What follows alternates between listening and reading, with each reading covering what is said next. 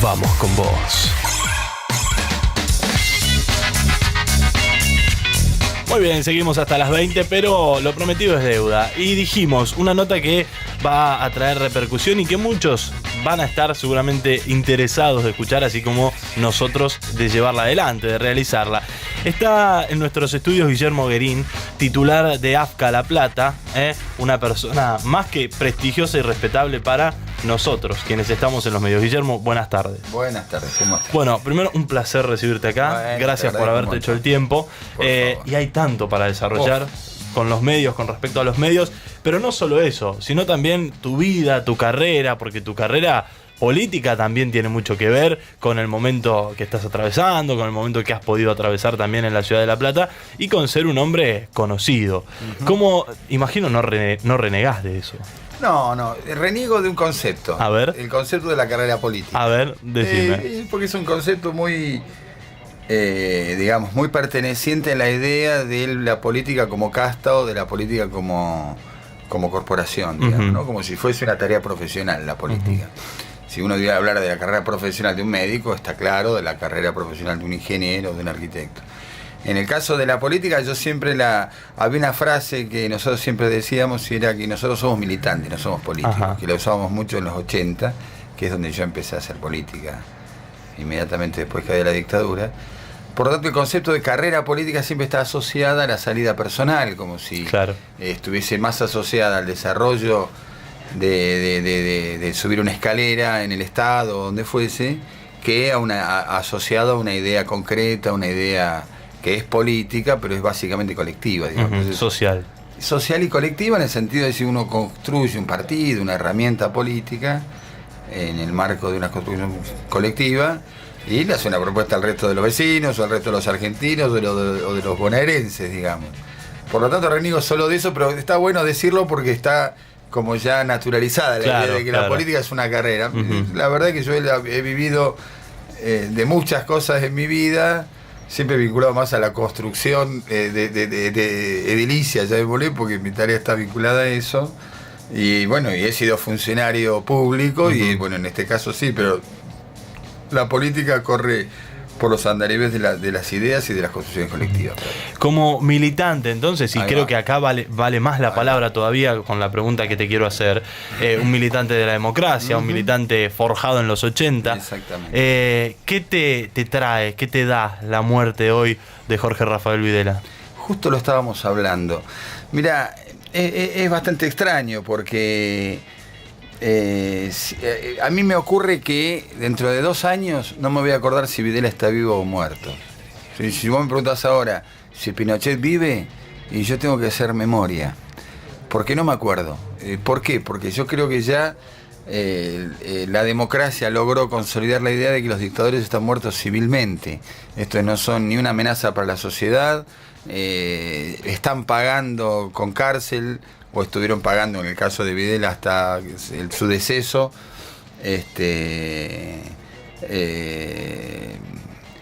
producto de la lucha de muchos años y de la acción judicial.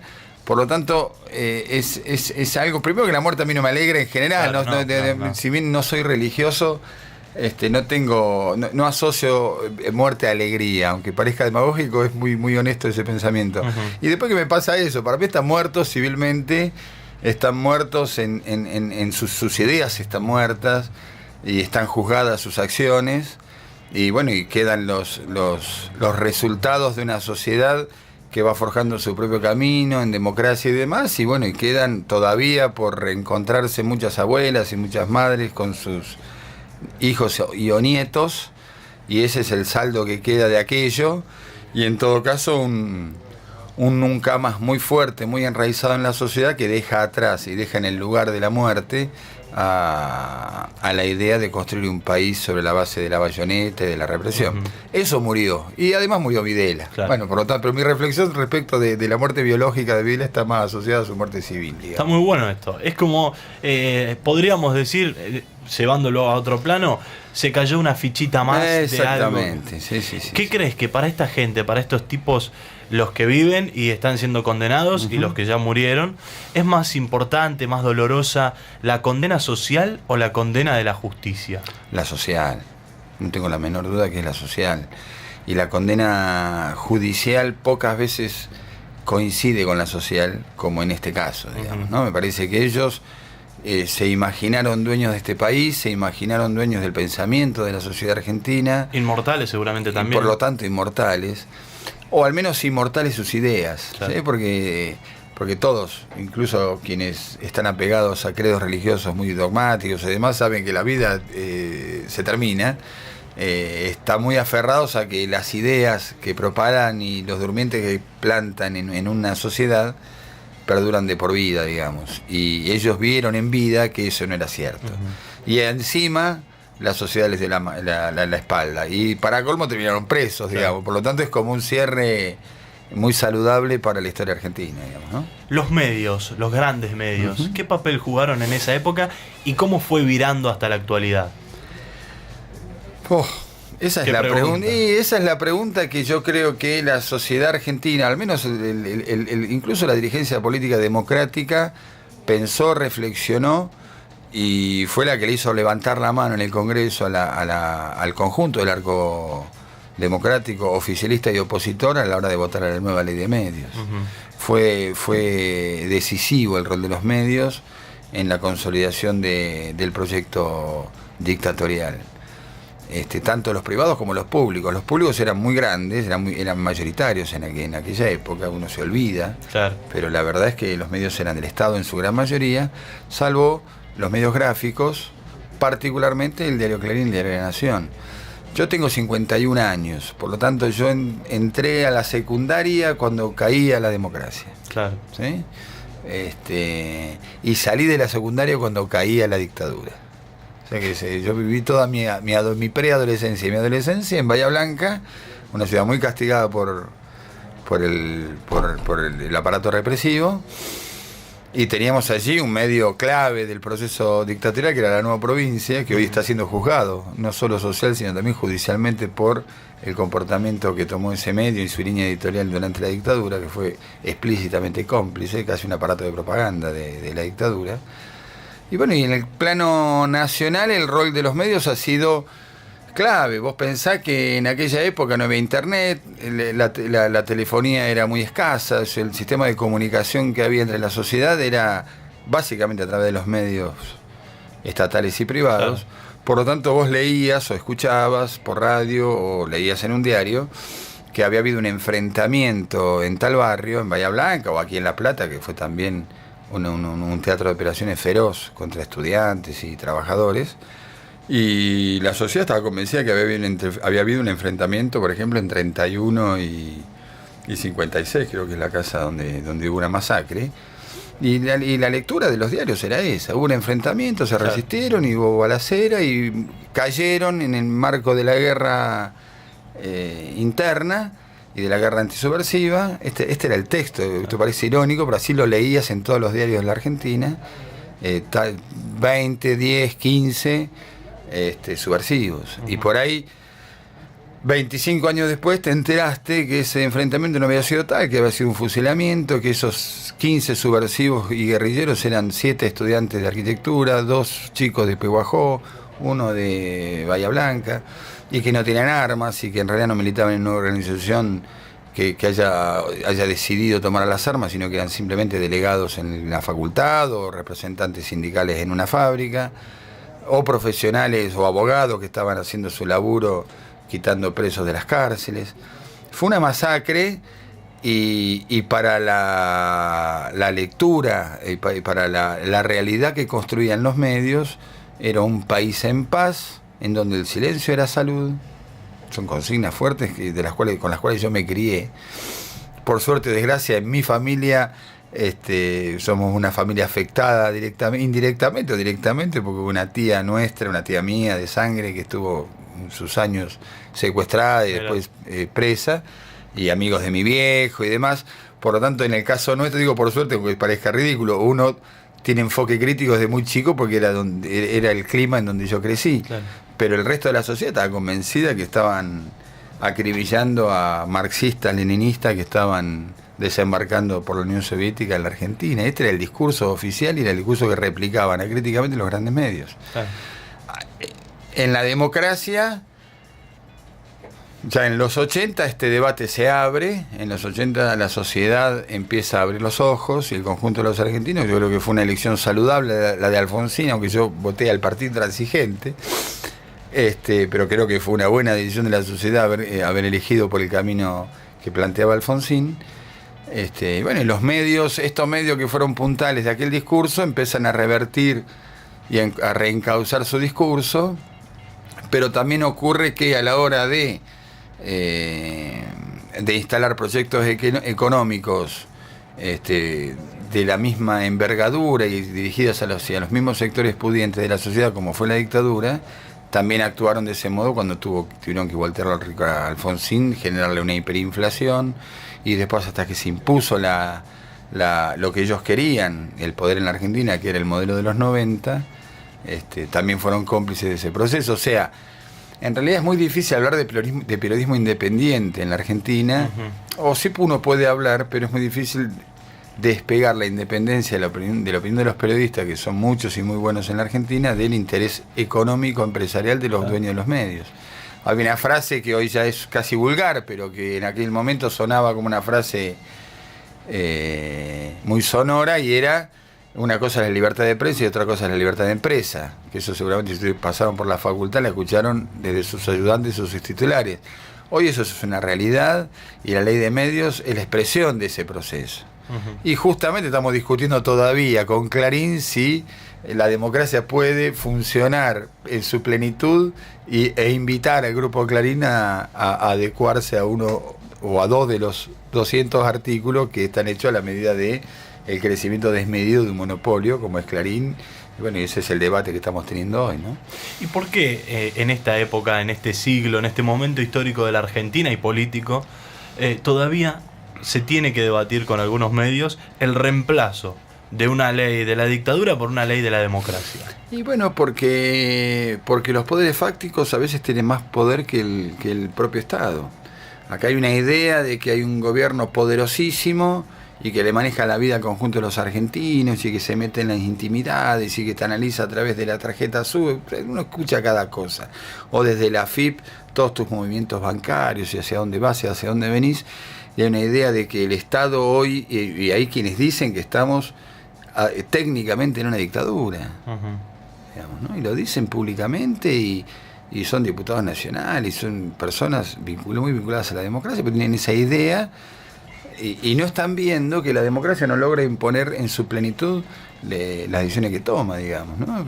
Porque esta es la pelea que estamos teniendo en Latinoamérica en general y particularmente en la Argentina. La ley de medios, así como la estatización de la FJP o la nulidad de las leyes de la impunidad, hay leyes que son troncales y claves para explicar los procesos democráticos a través de sus décadas. Y estas son tres, y habrá otras más, que de la estatización de YPF, la firma de pactos internacionales vinculados a derechos humanos. Hay una decena de acuerdos políticos institucionales del conjunto del arco democrático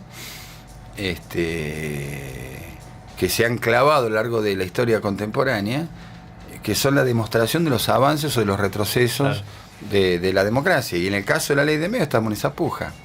En el caso de la ley de medios se ha metido en el debate político un interés empresarial que llega a absurdos tales como, yo lo califico de avances o propuestas o intentos de construir tendencias secesionistas. Vos fíjate que estamos discutiendo, y esto no es una chicana, estamos discutiendo la posibilidad, o al menos hay un decreto firmado en la Ciudad de Buenos Aires por su jefe de gobierno, electo democráticamente, y algunos diputados que están haciendo presentaciones parecidas en la provincia de Buenos Aires, de pretender construir una legalidad absurda en donde las leyes nacionales no tienen entrada en distritos presuntamente autónomos del Estado federal. Y si eso no es secesionismo, ¿qué es? Digamos, ¿sí? Es como si hoy y mañana amanece y dice que en el territorio de la provincia de Buenos Aires no se pueden aplicar las leyes laborales, y los despidos no tienen indemnizaciones, y los guardapolvos blancos de la escuela pública recorrerán los patios solo si los padres de esos chicos no estén en el veraz, digamos, se me ocurren ridiculeces. Sí. De modo tal de ir achicando el margen de la democracia y abriendo juego a que los grupos monopólicos hagan lo que quieran en cada territorio. Y eso es completamente ilegal, y cualquier abogado cualquier estudiante de Derecho que haya cursado un bimestre en la facultad sabe que una ley nacional se impone claramente sobre un decreto o una ley local o una ordenanza municipal, y ese es el principio básico del funcionamiento de un Estado federal. Pero es una provocación, es un modo de decirle a Clarín y a los monopolios: en mi distrito vos tenés la cobertura. Claro.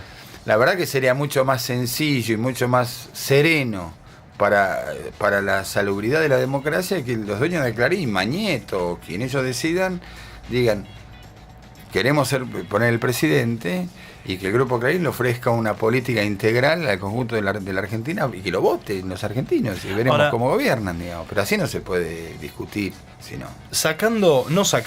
Basándonos en el DNU de Macri, que todos lo vemos de la misma manera, me parece. Yo creo que hasta los mismos abogados de macristas. Sí, yo calculo que sí, porque es lo que vos decís, es un intento de poner por encima de una ley federal una ley local. Digo, ahí estamos de acuerdo, pero ¿por qué crees que el DNU de Macri, este anticipo de la Nata en su programa de nos quieren intervenir y otras cuestiones, son infundadas, son para meter miedo en la sociedad, o hay algo que le da a esos medios una posibilidad de tener algún miedo? Mira, el fascismo tenía una frase que era nodal en sus estrategias publicitarias, y era: miente, miente, que algo quedará. Es decir, esto es una estrategia meramente armada. Absolutamente, absolutamente. En donde por ahí, en el fragor de la maquinaria ilimitada de tirar mentiras en los medios, aparece una verdad. Entonces, esa verdad por ahí legitima las otras mentiras, pero la idea básica es dejar de discutir por qué un grupo económico poderoso como Clarín está por encima de la ley y no se adecúa y no respeta la ley votada, o por qué la justicia, o al menos en su instancia de segunda instancia, que es la Cámara Federal, le da la razón y le dibuja una sentencia a la medida de las necesidades del grupo. En lugar de discutir eso, logran o intentan lograr o instalar la idea de discutir qué haría el gobierno si Clarín no cumple la ley. Entonces empiezan a inventar o a dibujar hipótesis. Hay otra ley de la democracia. Vos fíjate que cuando el 70% de los legisladores, yo creo que más, vota la estatización de la CFJP, la Argentina no solo recupera los aportes jubilatorios del conjunto de sus trabajadores, sino que además lo saca del seno del sistema financiero. Parece que le hubiese robado a alguien el Estado. El Estado recupera lo que privatizó el menemismo, que eran los aportes jubilatorios. El sistema financiero había invertido con plata de los aportantes en todas las empresas argentinas y muchas de ellas transnacionales, y por lo tanto las AFJP tenían acciones en Techín, en Clarín, en muchas empresas poderosas de la Argentina. Entonces, cuando uno estatiza a la CFJP, también estatiza para esas acciones. Entonces, por ahí nadie lo recuerda, nadie lo sabe. El Estado tiene directores y participa de las ganancias a través de los porcentajes menores, obviamente. Creo que en el Grupo Clarín el Estado tiene el 9%. Entonces tiene voz y voto de acuerdo a ese porcentaje que tienen las divisiones empresariales. Claro. Esta es la novedad, y esto, gobierne con quien gobierna, ya es capital social, ya es parte del patrimonio de los argentinos. Entonces, claro, cuando se vota una ley que activaría la posibilidad de que el Estado aumente su potencia en la voz no solo de estas acciones, sino de todas aquellas en donde el Estado tiene participación, lo que ocurrió fue que alguien advirtió esa situación y sobreexpuso la posibilidad, que es cierta la posibilidad técnica, es como decir que es cierta la posibilidad técnica de aumentar el sueldo a la policía, digamos. Lo que no quiere decir que vaya a ocurrir. Claro. ¿Se entiende? Es cierto que el Estado tiene la potestad de actuar con mayor energía y derivaría eventualmente, todo en el plano de la eventualidad, en intervenciones a alguna empresa si no estuviese de acuerdo o si esas empresas estuviesen conspirando contra el interés nacional. Ahora, no está en la agenda de nadie.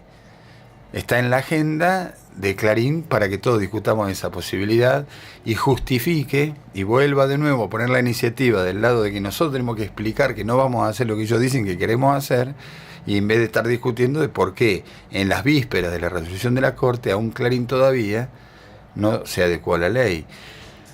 Por eso te digo que es el absurdo, es un juego dialéctico muy perverso en donde a nosotros nos hacen discutir cosas que no están en nuestra agenda, y estoy hablando del gobierno nacional, no estoy hablando de un diputado o de un partido, estoy hablando de la energía que pone el Estado Nacional en determinados lineamientos. Está demostradísimo que el Estado Nacional está respetando a rajatabla los tiempos judiciales. Es bueno aclarar esto, sobre todo en un momento, Guillermo, que, a ver, yo te planteo sobre la mesa una cuestión. Todos sabemos que las encuestas son pasajeras y de momentos. Pero la semana pasada, por primera vez en mucho tiempo, desde el comienzo del kirchnerismo, la presidenta tiene la imagen negativa un punto encima de la imagen positiva. Sí. Y esto no es que asusta, ni mucho menos, pero sí marca una idea de hacia dónde va la cuestión. Y hoy, la imagen negativa de la presidenta, si hay alguien que se encarga de magnificarla, es el Grupo Clarín. Entonces, podríamos decir, la gente le cree a Clarín, algo que quizás hace 2 años no ocurría. Y puede ser, digamos, esto es parte del debate público. En todo caso, está bueno que la gente en algún momento se ponga a pensar acerca de cuál es la razón o el encono particular de una empresa que está discutiendo con un gobierno. Por lo general, las democracias consolidadas discuten políticos contra políticos, no políticos contra empresas, digamos, ¿no? Porque generalmente el político tiene la obligación de ofrecerle una propuesta integral para conducir los destinos de una nación. Y en este momento, y una empresa, y está bien que así sea, es antiético que lo haga del modo que lo hace, pero está bien que así sea, defiende el interés de la rentabilidad de su emprendimiento, ya sea inmobiliario o en este caso del sistema de medios. Entonces es una discusión muy desigual. Pero bueno, es parte también del debate público y es parte de la democracia y del humor social y demás. Los estándares e indicadores por los cuales hoy está discurriendo la sociedad argentina son los que son. Yo personalmente estoy convencido de que lo mejor que le puede pasar al país es que siga gobernando el gobierno con la tendencia que fijó en el 2003. No imagino que algún dirigente opositor, de los cuales hoy son por lo general voceros del Grupo Clarín, pueda gobernar mejor este país que lo que está gobernando Cristina. Y no es un problema de fanatismo ni agredir a nadie, es un problema objetivo de tener la edad que tengo, de haber visto cómo se fueron desarrollando los conflictos en la historia democrática de este país y para qué lado el gobierno nacional ha optado cada vez que hay dilemas importantes que resolver. Me parece que en todo caso es una lástima que la Argentina, en vez de estar debatiendo seriamente políticas activas contra la inflación, políticas activas por la redistribución del ingreso, políticas activas en el caso de la ciudad de La Plata, serena y libremente, distintas alternativas para que esta ciudad crezca y no excluya a sus habitantes, sino que los integre plenamente y que no se vuelva a inundar. Digamos, el rol de los medios en el debate público es clave, porque es el modo que uno tiene de dirigirse a los vecinos durante una inundación, después de la inundación, antes de la inundación, cuando se discute para dónde va a ir una ciudad o de dónde viene, o cuál es el mejor sistema de salud. Ese es el debate que recalificaría a la dirigencia política, en donde uno puede ser de derecha, de izquierda, de centro-izquierda o de centro-derecha, pero se discute libremente cómo hacemos para mejorar el tránsito de La Plata, no cómo hacemos para que el Grupo Clarín en La Plata pueda diversificar sus acciones de inversión, digamos. Me parece que esto es lo que está deformando el debate público. Estamos discutiendo en torno al interés de una empresa. Y esto no ocurrió nunca. Pues si vos me dijeras que estamos discutiendo alrededor del interés de una clase dominante que se resiste a perder privilegios, bueno, entonces se ordena el debate porque están los bancos, las empresas privatizadas, el Grupo Clarín y demás, que está... Bueno, entonces es un debate que sería mucho más duro, pero sería más honesto. En el caso de la Argentina está deformándose el debate público y escondiendo el interés de Clarín atrás de ropajes de distintos colores, digamos, ¿no? Cuando uno va a los programas políticos de televisión, tiene al primer canal o al segundo en este momento de audiencia, que es Canal 13, con un Jorge Lanata que domina la cuestión política en televisión. Tiene en América a Luis Majul, que sabe también la tendencia de Majul. Tiene a Víctor Hugo compitiendo con dos monstruos que son los aparatos de esos dos canales, los domingos también a esa misma hora, y un 678 en la televisión pública. Mucho más no se puede mover uno de ahí. Después siempre hay análisis político, opinión, etcétera, en el resto de los programas. Ahora uno va a la radio y encuentra, obviamente, muchísimas estaciones, muchísimas voces, gente que estuvo en funciones públicas durante una época, otra, etcétera, etcétera. Muchos periodistas. Hay una diversificación mucho más amplia que en la tele. Señor. ¿Se está aprovechando esto? ¿La radio está aprovechada? Yo creo que no. La verdad es que es una muy buena formulación, incluso de cómo debiera, incluso desde el Estado, ¿sí? Porque a mí me gustaría que el Estado genere escenarios de debate político más calificados. ¿Sí? Yo te lo digo casi como autocrítica, digamos, ¿no? Porque vos me nombraste a 5 o 6 periodistas o 5 o 6 programas, y lo ideal es que no discutan los periodistas entre ellos. Lo ideal es que los periodistas ordenen debates públicos donde los gobernadores, los intendentes o los concejales de distintos partidos discutan qué hacer en su ciudad, digamos. El protagonista no es el periodista, y esto no es que me enoje con la profesión, es una profesión muy noble y muy ligada a la calidad democrática. Pero me parece que la calidad de la labor del periodista es justamente generar ámbitos de debate, digamos, ¿sí? Yo creo que el programa que yo más veo, que veo con mayor, por lo menos desde como usuario de medios, es el de Maxi Montenegro, que todavía mantiene una idea, y vos ves y los tipos discuten en serio, y si va uno y discute con el otro, y el periodista tiene opinión, porque yo soy amigo de los periodistas que tengan opinión, por más que no esté de acuerdo con ella, pero no es el protagonista. El protagonista es el debate político, y el protagonista es aquel que le ofrece a la sociedad una propuesta, sea la que fuese, digamos. O sea, de la ciudad que sea, o sea, de la tendencia ideológica que sea.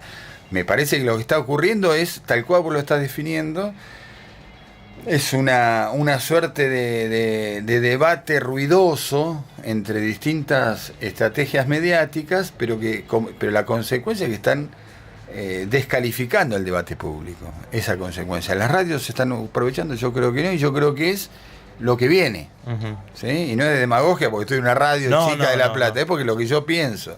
Yo creo que yo siempre digo, esta ley de la democracia que se llama, que es la ley que recupera la palabra y hace plural y diversa las opiniones en los grandes medios y en el conjunto de los medios, tiene esconde, no esconde desde el punto de vista de que no lo muestra, sino que tiene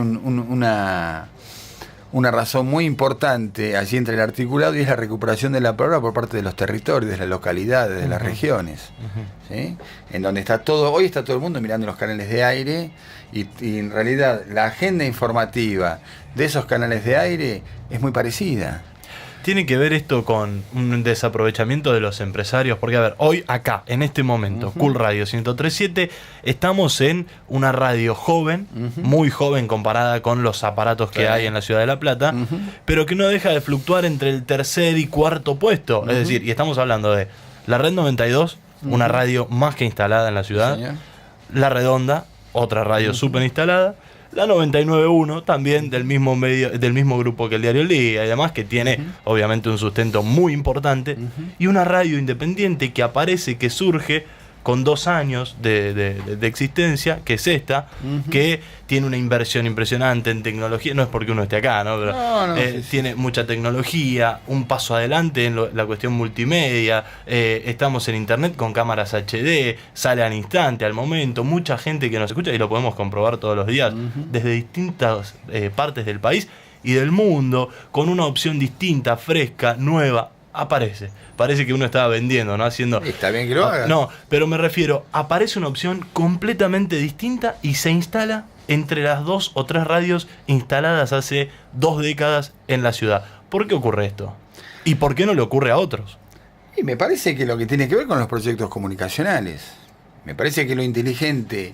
Pero que en realidad, si uno analiza yo creo que hay 2 niveles en la formulación que vos haces. Hay un nivel, y es claro, y es el nivel de los grandes grupos económicos nacionales, que si por ello fuera, ninguna de estas radios existirían, y solo existirían aquellas que las retransmiten, ¿sí? Ese sería esta ley, y esta gestión es la vacuna en contra de eso, ¿sí? Pero aquí vos vas a Esquel o a ciudades con menos diversidad o con menos o con poblaciones con menos capacidad adquisitiva que la platense, y te encontrás con que generalmente las FM lo que hacen es retransmitir a O Continental, a Radio Mitre, o Eso sí. pasa eso. Sí.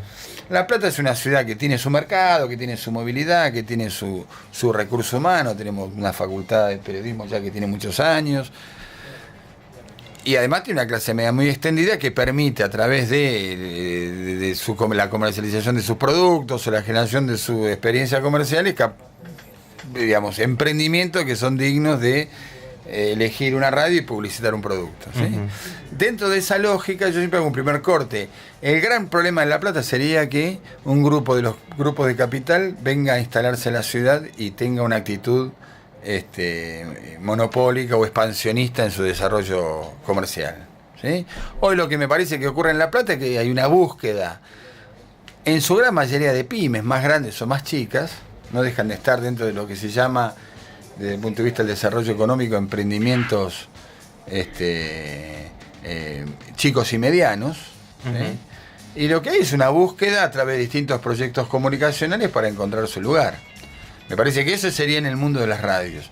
Lo que está ocurriendo es que, en todo caso, le toca a la política aprovechar esa diversidad y esos micrófonos para también hacer plural y hacer más saludable el debate político. Ahora, por ejemplo, entramos en una campaña electoral. Ahí yo ya me corro como dirigente político de la ciudad, me pongo como funcionario del AFCA, Sí. que espero no tener que moverme de este lugar durante los próximos 5 meses, digamos, ¿sí? Y sería muy bueno que esta ciudad y que los medios locales de esta ciudad construyan herramientas para que el debate que se viene en esta ciudad, que se distingue del resto de la ciudad de la Argentina por haber padecido una catástrofe natural de las dimensiones que padecimos, y que esas distintas opiniones tengan voz en los micrófonos locales. Claro. Y la inteligencia de cada gestor o de cada emprendedor, de cada periodista que tiene la oportunidad de diagramar una estrategia comunicacional, estará puesta en que los mejores debates se den en sus estudios, independientemente de la opinión del periodista, de que incluso las mejores soluciones, o que los vecinos elijan tal o cual dial, porque allí se enteran de cosas que no se enteran del otro. Me parece que esa es dentro de esa lógica de disputa entre pymes y de proyectos comunicacionales democráticos, que juega la libre competencia. Claro, claro. No es libre la competencia cuando hay un tipo que tiene más plata o tiene fortuna y lo que hace es deformar al mercado local. Y dentro de esa experiencia que vos nombrás, hay otras que también estarán haciendo sus ensayos y sus diversificaciones, y yo creo que por ahí anda la reconstrucción de un sistema de medios locales que le van a hacer muy bien a la ciudad a la hora de reconstruirse, como es el proceso que se viene en breve en esta ciudad. ¿Qué crees que le falta a la ley de medios? Para mí le faltó una inclusión en lo que es Internet, porque está bien que corre por otro lado, pero Internet es lo que se viene. Exactamente. Por eso el aparataje y la tecnología que acá tenemos, que no son muchas radios en el país. Tenés señor. Vorterix con un Pergolini que es un cerebro, Radio Mitre se empieza a incorporar, y esta radio. Para mí le faltó Internet. ¿Qué le faltó para vos? No, y coincido con vos. Es una ley que está pensada en el presente y en algunos casos le falla en cómo se proyecta en el futuro. Creo que vendrán digamos, intervenciones legislativas que en el camino, en el rumbo, claro, que propone esta ley, se irán agregando artículos, modificando algunos o alternativizando otros. Pero lo importante de esta ley era fijar un piso democrático en donde el gran problema de la deformación del sistema de medios era su tendencia monopólica. Y no hablo de Clarín. No. Solamente. Hablo de la tendencia en un sistema capitalista que tiende a la concentración, que el monopolio es un problema en todas las actividades económicas, pero que es mucho más grave, mucho más peligroso en el sistema de medios, porque justamente lo que logra, o lo que estaba logrando, era que haya una sola voz, o al menos un solo administrador de las voces. Y me parece que el modelo económico expansivo que permitió esta década y la diversidad propia digamos, de la cual esta sociedad está compuesta, en el caso como La Plata, está generando esta experiencia que vos estás nombrando, que están al amparo de esta ley, digamos. Después se verá la aplicación plena, la cuestión de la televisión, la TDA, digamos, Hay una discusión que yo creo que hay que dar, y los invito a darla y a mirarla de cerca.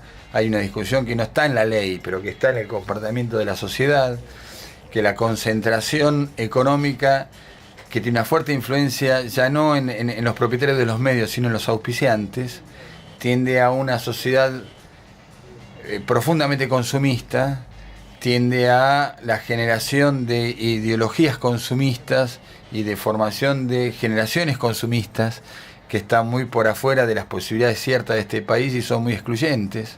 Yo siempre digo que esto independientemente de la discusión de la política económica, simplemente desde el punto de vista del impacto cultural que tiene cuando el símbolo de la juventud es una marca de cerveza o una marca de pantalón o una marca de zapatillas argentinas o no argentinas, ¿sí? Pero que el pertenecer para un pibe de 20 años a una sociedad integrada esté simbolizado en un producto.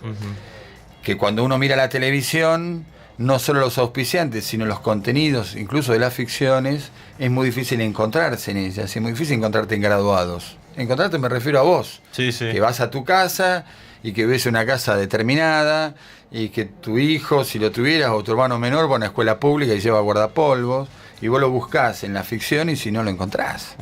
¿Y cuántos son los argentinos que viven como los que viven de las ficciones de Telefe o de Canal 13? Y son el 10, 15, 20% de la población. Y el resto, pero lo miran el 100% porque son canales de aire. ¿Y dónde está mi hijo que va a la escuela pública? No lo encuentro. ¿Cómo impacta eso en la formación de los pibes? Y negativamente, porque lo somete al padre o al sector social donde le tocó nacer a una tensión o a una presión, porque pertenecer es estar allí. Esa es una discusión que yo invito a los periodistas y a los comunicadores a reflexionar sobre eso, porque hace al buen vivir, hace a que las generaciones que vienen tengan objetivos posibles y tengan objetivos colectivos, no individuales. No es que yo quiero ir a esa escuela privada o yo quiero vivir en Nordelta, si no, no soy feliz. ¿Por qué? Porque la vida transcurre ahí en las ficciones que se producen en Argentina. Y es muy delicado eso. Y eso es un llamado también a los productores. Esta ley tiene también otra maravilla, que es la producción de contenidos locales. Eso, ahí quería apuntar. Eso es fantástico. Ahí quería apuntar. Yo quiero ver a La Plata en la tele. Yo quiero ver a la ciudad de La Plata, la vida universitaria en la tele, a la que yo viví.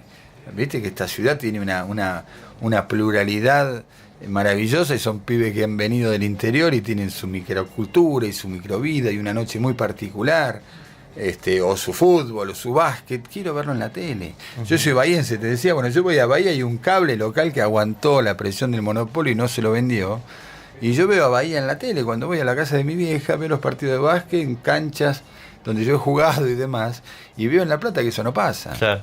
¿Por qué? Porque se concentró en manos de Cablevisión, y la producción local por parte de Cablevisión es un estorbo, digamos. Y me parece que hay que entrar a pujar desde las iniciativas juveniles, también para participar con productos de contenidos locales que le empiecen a poner que empiecen a meter a la sociedad real en la pantalla. Y eso es un desafío también de nuestra gestión y también de quienes nos están escuchando. Porque no es que solamente hay que tener una radio para participar de la producción de medios. También es bueno producir contenidos. Reconstruir esta ciudad también va a ameritar que haya jóvenes que filmen el proceso, que reconstruyan documentalmente el proceso de la inundación, por qué fue, cómo está el arroyo del Gato, qué pasó, lo limpian, no lo limpian. Esto es un debate, por ejemplo, que el mundo de la producción audiovisual sería buenísimo que se involucre plenamente, no solo vos que tenés la posibilidad de un micrófono, sino otro compañero u otro pibe que tiene una cámara en la casa, y para eso vamos a tratar de generar políticas activas, líneas de crédito, porque me parece que es parte de la puja distributiva también esta, ¿entendés? Aunque parezca mentira, la ley de medios también permite no solo que esta radio empiece a generar su lugar en La Plata, o como hubo otras que hay, sino fundamentalmente que el sector social se involucre en lo que padece, se involucre con un eje productivo. Guillermo, la verdad, nos hemos extendido. Sí, nos extendimos. No, da para mucho más. A mí me quedan un montón de cosas afuera. Analizar el AFCA también, que nos cuente lo que es el AFCA, el reemplazo del Confer, ¿no? Justamente. Y muchísimas cosas más. Por eso, hoy no. Hoy no. Por cuestiones de tiempo, Sí, pero señor. sería buenísimo Otro día si te comprometes a volver y hablar de todos esos Por temas. supuesto. Te agradezco mucho. No, les agradezco a ustedes. Bueno, seguimos. Nos queda una hora todavía de Infovoz. Dale, buena música y seguimos con más información. ¿Sabías que podés ver Cool Radio en internet? Entrá a www.coolradio.fm o radioentv.com y mirá a los locutores presentándote videos HD de los temas que suenan en simultáneo con la radio. Somos la FM de La Plata más escuchada en internet. La 103.